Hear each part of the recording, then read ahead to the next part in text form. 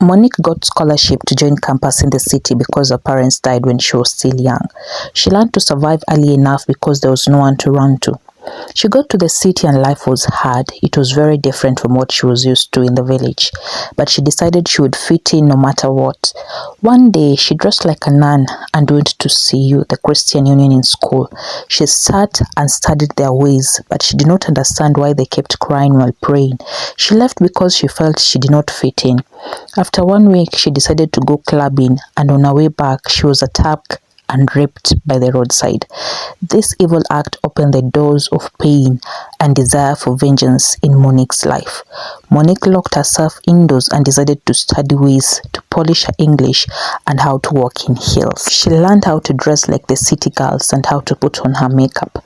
The next time Monique stepped out, she was different. She was polished and she was ready for vengeance. She walked so elegantly to the club to order her bottles of beer.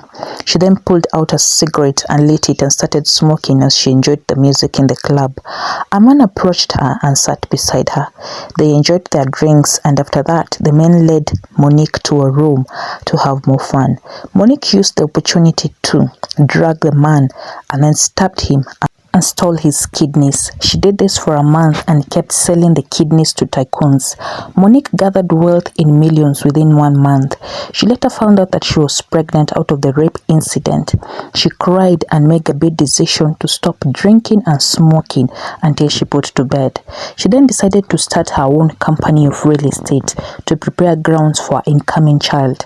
Many months later, she put to bed a bouncing baby boy and named him King Leo. King Leo grew up in wealth thanks to her mother's hard work. Her mother left her evil ways of killing Mel because she got a second chance of love from her own son. Monique kept working hard, but one day she noticed she was weak and pale. She went to the hospital, and after several tests, the doctor told her that her liver was intoxicated and that it will need a lot of care so that she will not end up having cancer. Monique was worried, but she decided to follow the doctor's instruction to live a healthy life. She also decided to introduce her son to her own line of business once her son turned 18 years old. One day, as Monique was relaxing in her house, she received a phone call that her son had been hit by a car and that he died on the spot. Monique wailed, saying, "Father God, if you really loved me, I would not have lost my parents. I would not have been raped. I would not have carried this heavy bitterness to start killing men just for vengeance. Why should you give me my only source of joy and then take it away from me?" After days of mourning, Monique gave her son the most expensive burial. She then wrote her willing everything to the less fortunate in the society, except for the house where her son was buried. She gave clear instruction that if she would die, she would be buried next to her son, and that no one should mourn her because she has lived a rogue life. Many years passed and Monique did not die.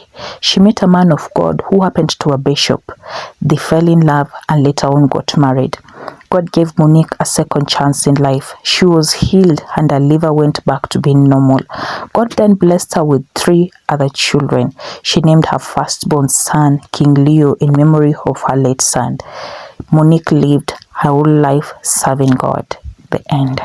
If you have enjoyed this story, please do not leave without giving it a like, subscribe and share, and please consider leaving a comment on the comment section telling me whether you enjoyed the story and telling me whatever city or country you're watching me from for me to give you a shout out on the next episode of Wonder Tales by Julian.